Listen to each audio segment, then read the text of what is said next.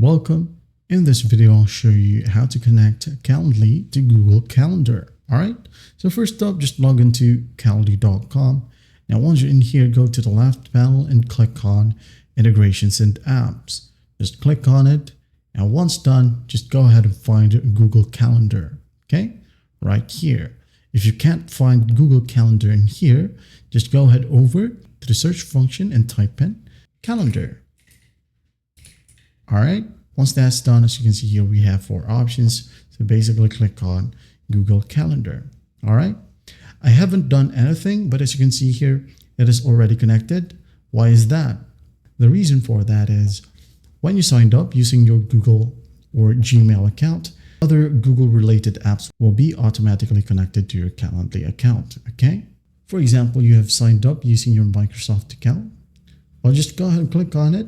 Okay, and you'll be able to see a connect button. Okay, I'm just going to show you with another apps that is not connected.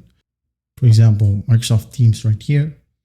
Okay, you'll be able to see get it now or connect. All right, when you hit on get it now or connect, it will just ask you to sign in with your Google account or Gmail.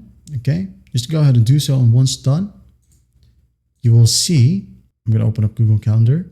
Okay, you will be able to see the same page. Okay, as you can see here, your Gmail will be automatically connected in here.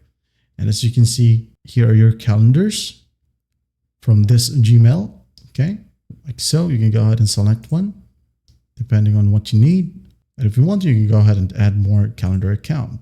Okay, add more Google account from here, like so. Just select an account, then Microsoft Outlook Calendar and Exchange Calendar from here at the bottom.